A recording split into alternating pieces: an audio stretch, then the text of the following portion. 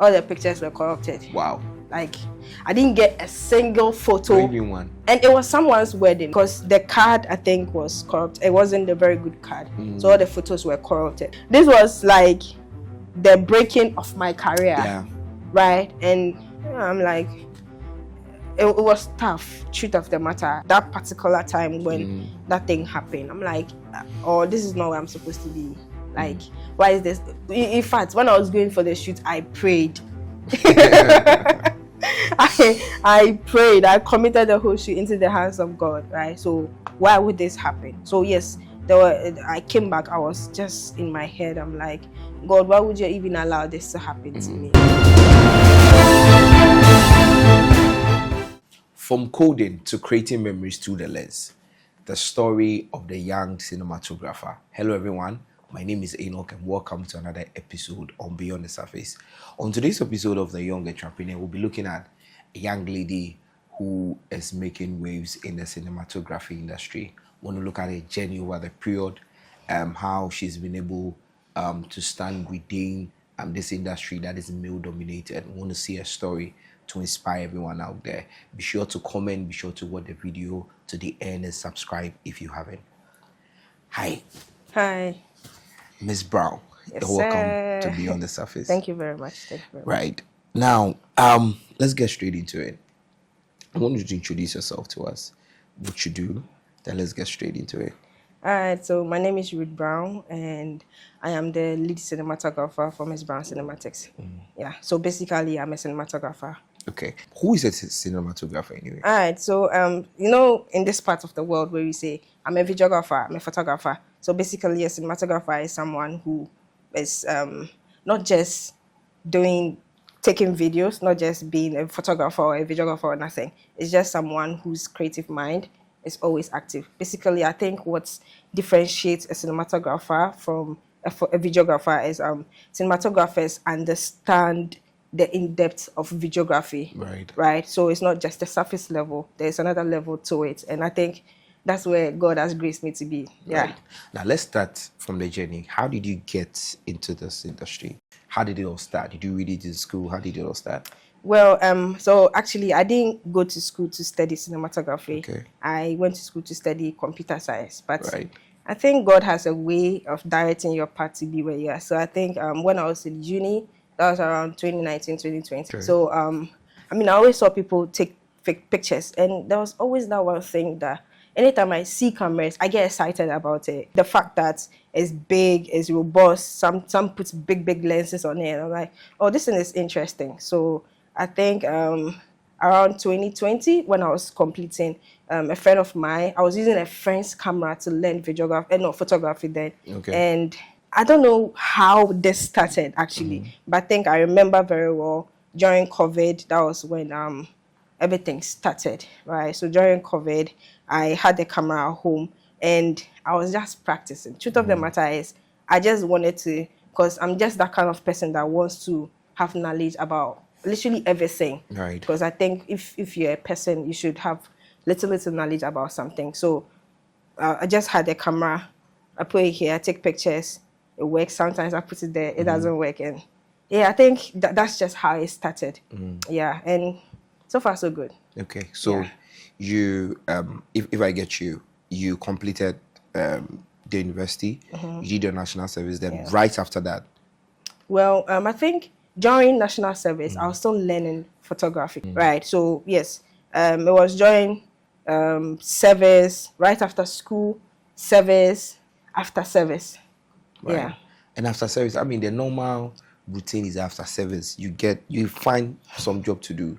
But you decided after service you're going to do photography. Why? What inspired you? What was that thing? It wasn't a one-time decision that, I don't want to work for anyone. I tried, actually. I tried with my certificates. I tried with my uncles, my aunties, my friends, colleagues, and all of that. But I didn't work. And I just think that's just how God works. Because after service, I tried to apply to different places. It just wasn't working. And truth is, I didn't sit down one day and say that and just told myself that, if the world is not willing to accept my certificate, then I want to do photography. No. The plan was to keep trying But Okay. whilst I was waiting for to be employed, I still had this passion to learn this thing and understand it. So I don't think it was a one-time decision. It was just Okay. that space. Yeah, it built this passion. I mean, yeah. Right, right. So the initial plan was that if you got a job applying, the photography would have been a side job that you're doing. Then Eh, eventually, well. Maybe. But actually, I think um, I don't really think that that was going to happen, because I believe that God knows how to direct your path, right. right? I believe that God just knew that if he gives me the job, I might end up trashing photography. Then he knew that if he gives me the job, I might say bye bye to it, right? So God, in his own ways, just made sure that I didn't get a job after national service, because he wanted me. Yeah, I mean, Yeah. those periods were very difficult. Those periods were not really gracious, right? So I think God just knew that if he gives me the job, it was going to be difficult for me to carry on this This path. Yeah. right. Okay. So now after national service, I mean, you tried, you didn't get the job. Now you decided to get into it. How did the typical Ghanaian home, maybe a school, the parents expect you to find an office job. Yeah. How did your parents take it? How did they take this whole new thing? Well.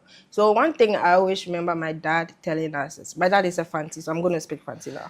He always says that um, whilst you go to school, Eric school, no, science and Juma faka ho, right? So whilst you are in school, you are learning. I mean, you are learning the GES curriculum. Yes, you're doing that. But whilst you do that, add something, learn something else to what you're already. So I don't think my dad, I think, yeah, probably you've paid fees for how many years, and then your child just decides that there's fees you paid, the certificate, I'm not gonna use it.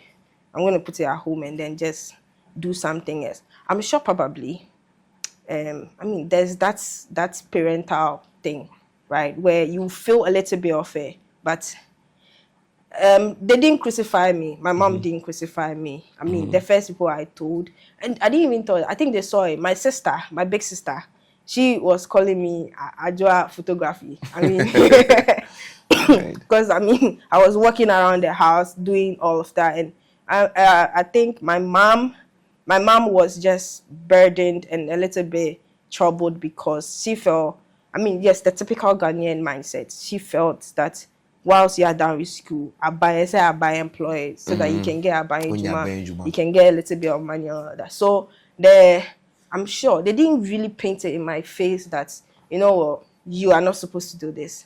I'm sure that there's probably the part of them that felt maybe a little bit. But I'm grateful to God, because no one at that point was in my way. No one was saying that, no, you can't go on and do this. No one was saying that, no, I don't want you to do this. They allowed me. And again, I'll thank God, because I think God just really touched the heart. When Bible says that the heart of a king is in his hands, I Yeah. think at that moment, and the hearts of my parents were in the hands of God. So yeah, they really didn't stand in my way at all. Right. Yeah. So now you are in the industry. You started. You had a little camera in the house Yeah. that you started. How long did it take before you got your first client? Hey, Nkayo. I think I remember my very first client. That's if really it was. Probably there will be some, but the particular one I remember was one man in my church knew me, because when I learned photography, I took it back to the church, right? And his friend was getting married, so he told me, oh Charlie, my party the day of tea they come marry, so I won't make you go cover the page. I'm like, oh yeah, sure, why not? And then I didn't actually own the camera I was using there. It was my friend. So sometimes he'll come for it. Okay. Sometimes I will go to his house, go and hassle him, so he give it to me. So he gave me the camera. I didn't have an SD card, Okay. right? And on the way, I saw some Mabuchi. I bought one SD card, put in the thing. I went to take the pictures. I mean, as at then, I would say they were great pictures, right? Now I come back to the house to edit the pictures, and God, all the pictures were corrupted. Wow. Like, I didn't get a single Not photo. even one. And it was someone's wedding, but thankfully, I think the woman was a white woman. So, yeah, but at the end of the day, I didn't get one photo. Wow. because the card I think was corrupt. It wasn't a very good card, so all the photos were corrupted. I tried to recover. I tried all the things a person can do, but Uncle Siaga. Yeah, so I have to contact my friend from church. I'm like, Charlie, this be what happened. I say, hey, so this one they go hard though. And guess what? They had already paid me. Wow. Right. Scannicrana media. First. Right. And this was like the breaking of my career. Yeah.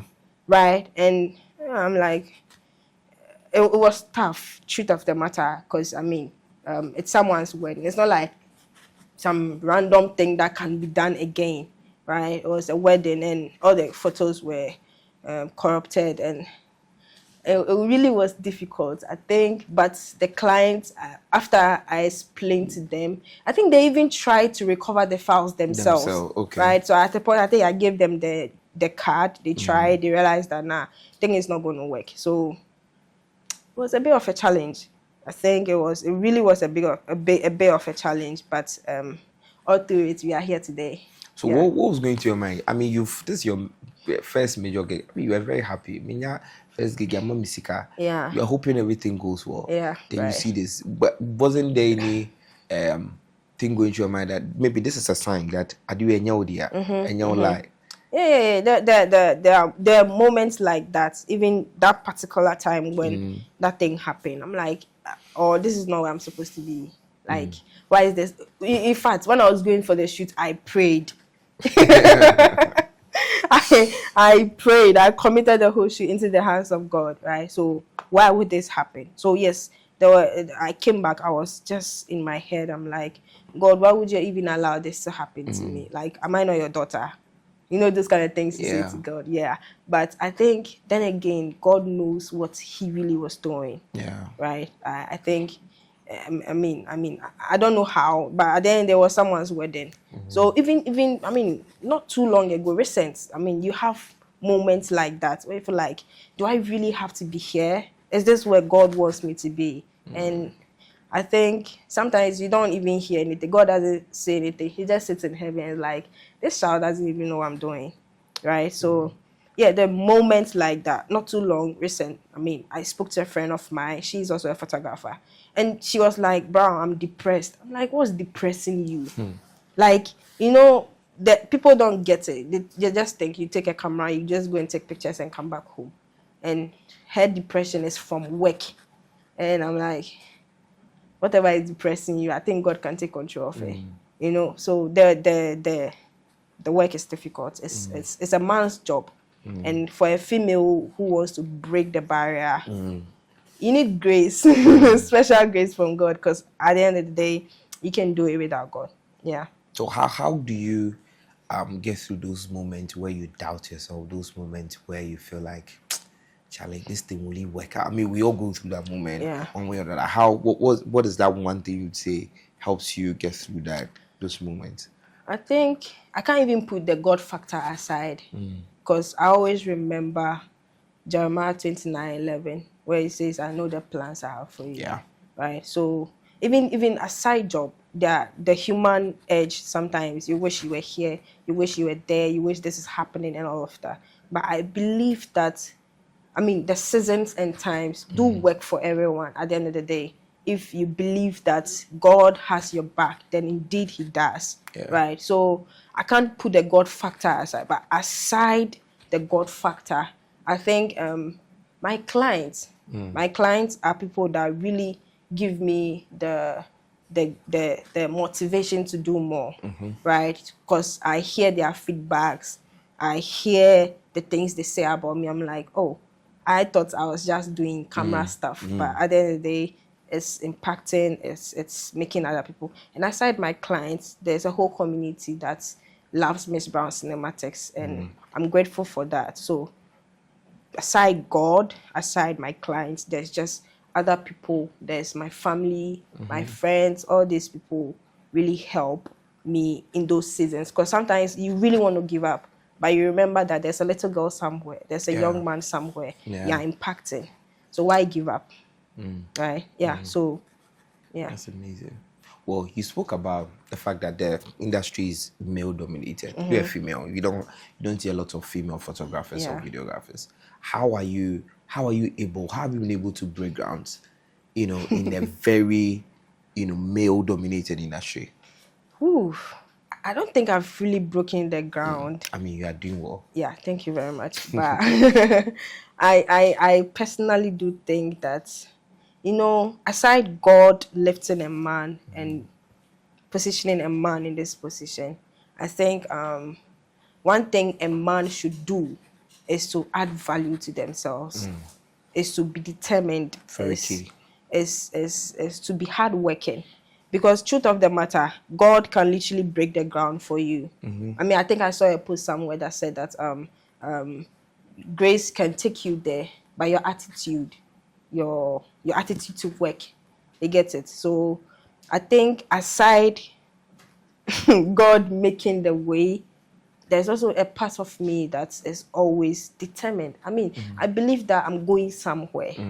So aside being determined, I'm focused and I'm hardworking. I mean, all the people around me can say that. I mean, I am just a workaholic when work needs to be done. So I think the thing that's really helping my journey is being hardworking, being focused, and being determined. Yeah. Fantastic. How do you? Let's look at this. How have you sorted your clients over the period? How do they?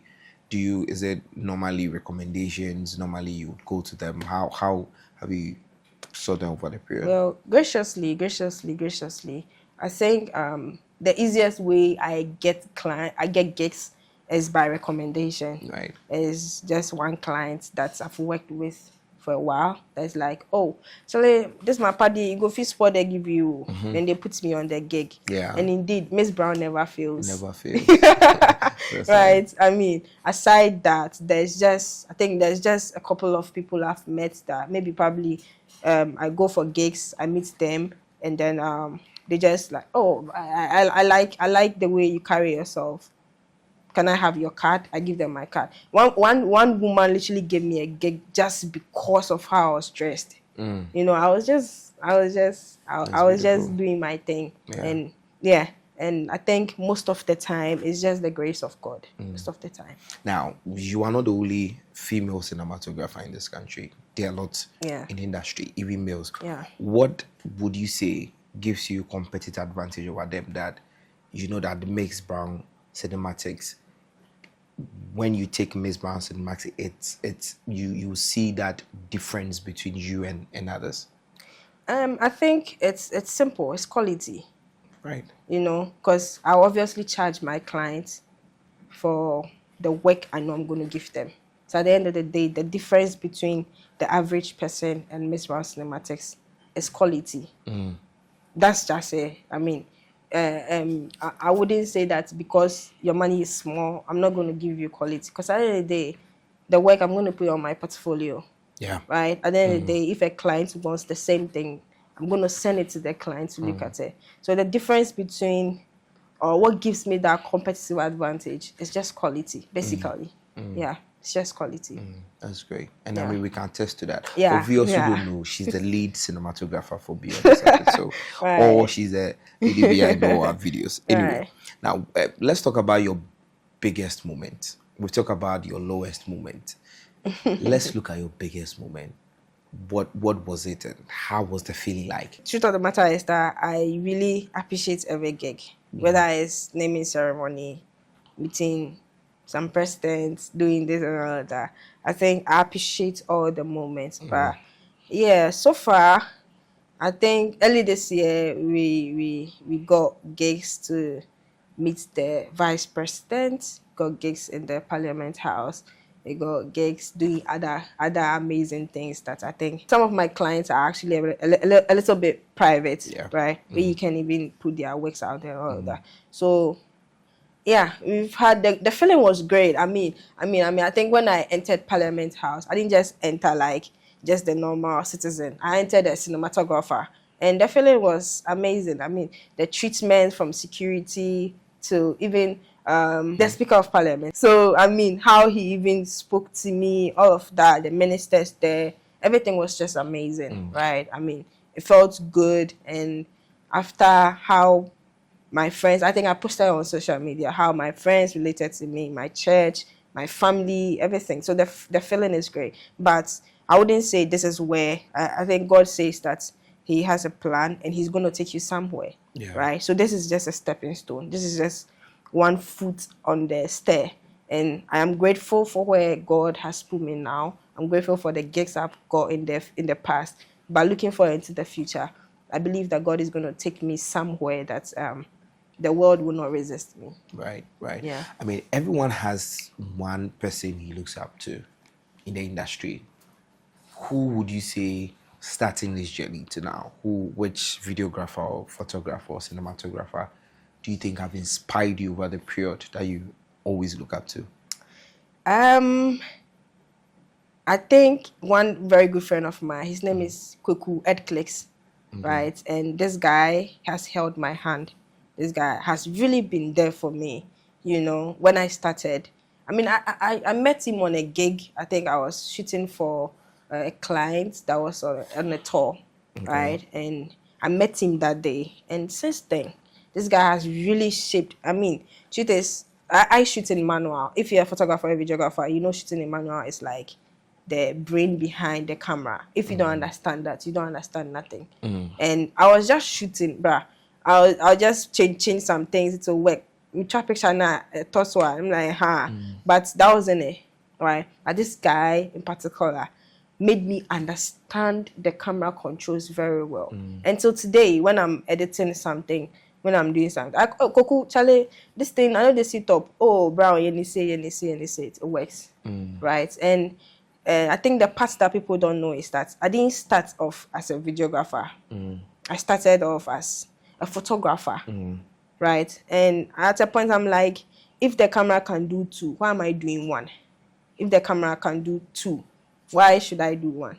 So one time I just switched to video mode on the camera. I'm like, I'm going to learn this thing and understand it, right? So Kweku is, I can't even say I don't look up to him anymore, but I mean, that guy has really shaped he has really, really shaped. And truth is, this industry, the thing people don't know is that you have to always put yourself on the radar. You have to always learn, right? Because you can't tell me that because you understand videography, that's it. You need to daily learn. So one thing I do most of the time, you mostly find me on YouTube, and YouTube is free, it's for everyone, right? So I'm mostly on YouTube. The same things I know, I go over, I learn them again, because I believe that the more you learn, the more you realize that, oh, this thing can be done in different ways, right? This thing, oh, you can actually do it this way too, right? So Kweku really has really, really helped me, and I'm grateful to him wherever he is now. I mean, I'm really, really grateful to that man. Yeah.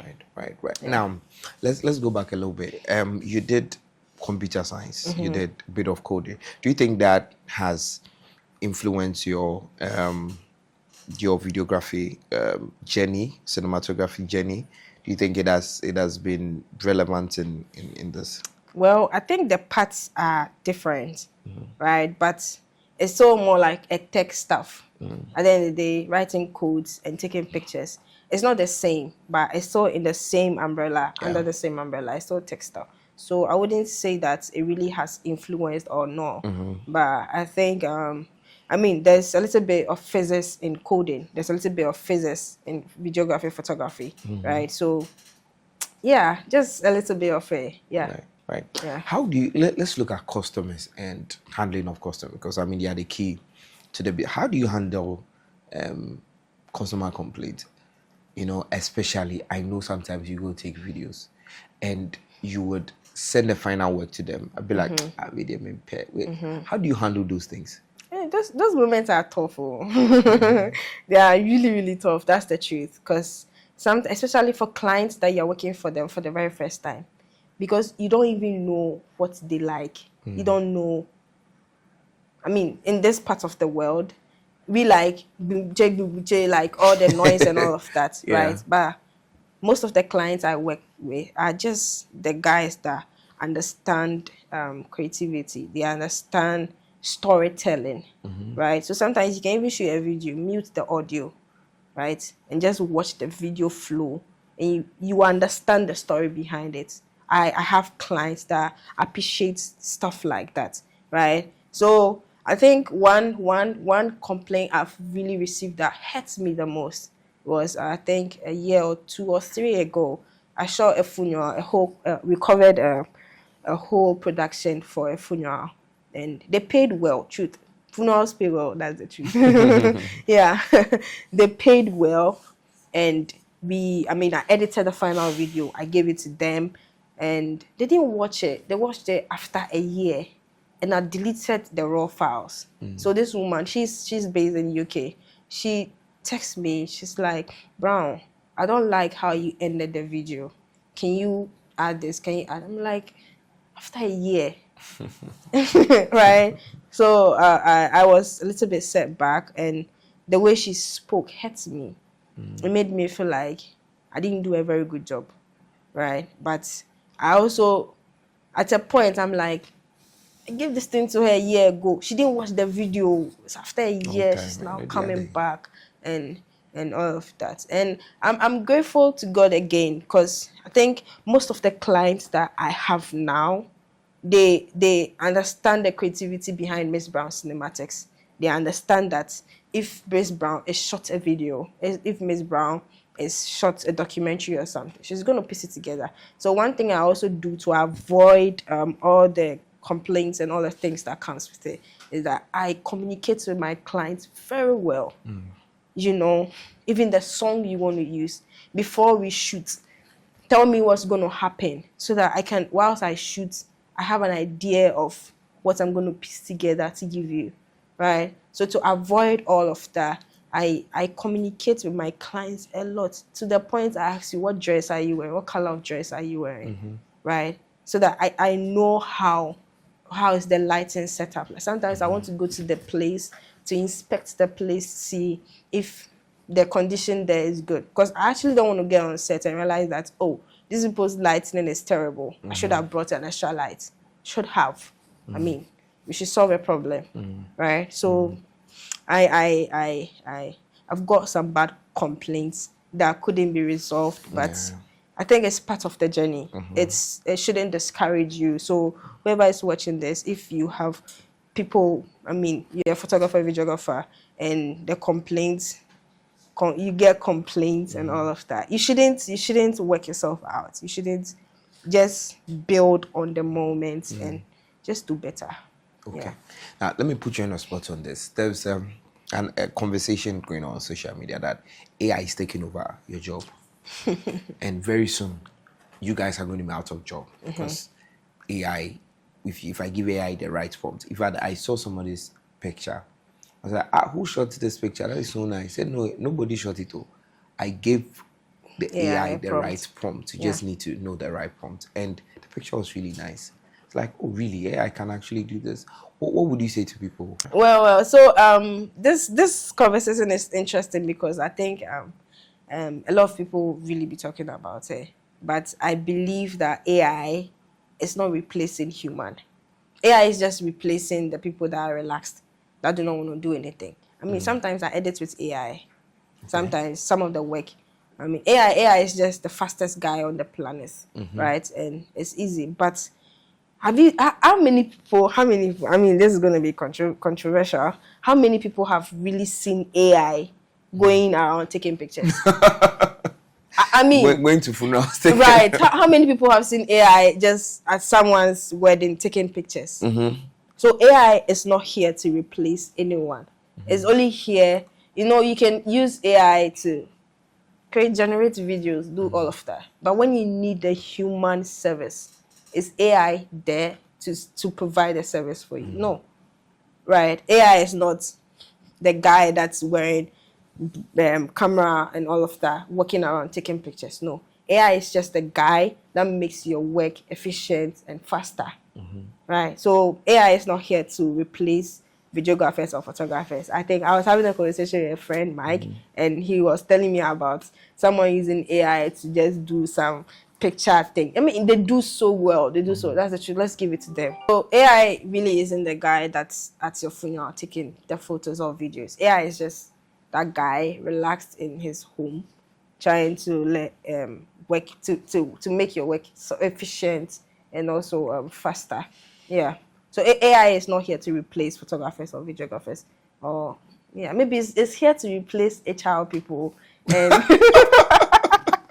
is here to replace a certain group of people, because I Right. think for HR some of the things you do can be just automated. I'm not brushing it off, right? But because It's photography, arguable, but right, we'll allow because you. photography needs more of like the human effort. I mean, yeah. But what would you say to people that say that they are designing robots that they give intelligence to be able to relate with humans Yeah. and put that AI system in them? So yes, now you don't have a system that anyone AI cannot go around taking pictures, but in the near future, 5 to 10 years, what if we have that? Don't you think that can replace? Well, I'm just looking at interestingly how one is going to interact with metals walking around with cameras, like pose for a picture. You know, it's interesting. I mean, I'm anticipating it. I want to see how that kind of world is going to be like. But human to human interaction is different from human to animal, human to even an adult and a kid. The interaction is different. So imagine that you are getting married and then your photographer It's a is robot. a robot walking around with camera, and he has to, when you have to take a good picture, he has to come and tell you, stand here, you do this, you You do go here. you I You mean I stand here. mean yeah, and we are Ghanaians. Someone will even kick that thing away like no, we metals, but I'm anticipating it. I believe that that can happen, Yeah. right? But at the end of the day, there are people who are going to prefer the human to human interaction Okay. to the human to robot interaction. So, Okay. I mean, I look forward to that. I look forward to that. Right. Yeah. You've been, I mean, there's still more to go, but you've been very successful in this industry. Yeah. What, for anyone watching that wants to get into this industry, male, female, but especially for the females, what are 3 things you would want them to consider before getting into it? And the second thing is that, what are 3 things you would advise they avoid if you want to get into this industry and be successful in this industry? Well, I think that's a good one.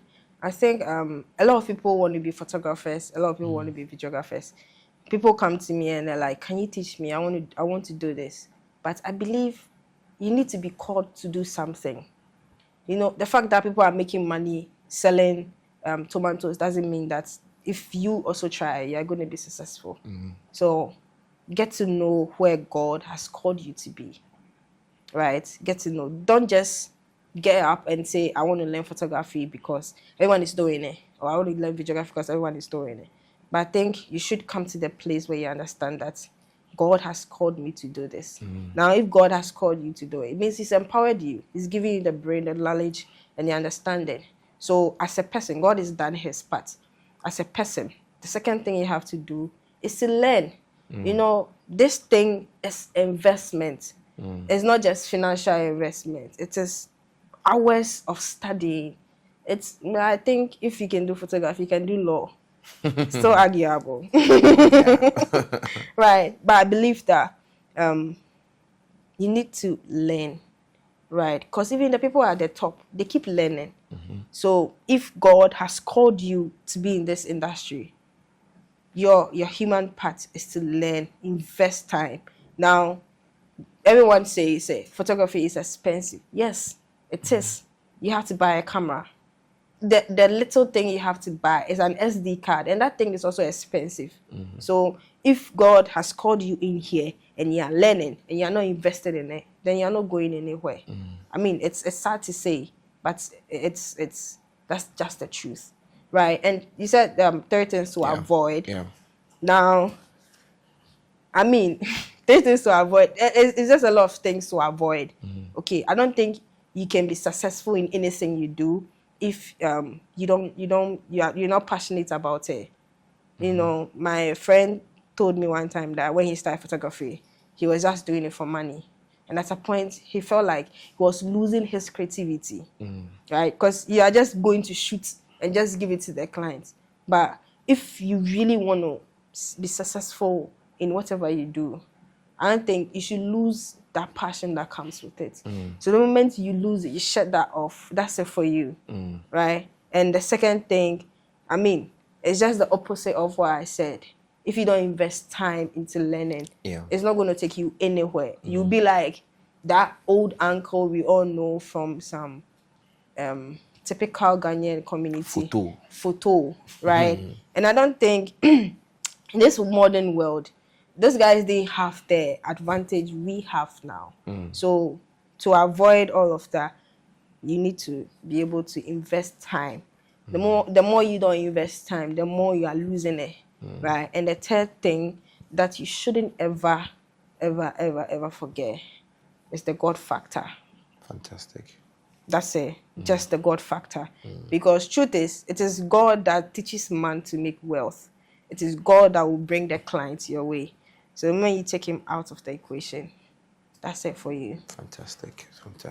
If anyone watching wants to get in touch with Miss Brown Cinematics, how did they reach you? How did they get in touch with you? Yeah, I think on all social media, Miss Brown Cinematics, you can reach. And please, when you reach out, just go straight to the point. I beg you people.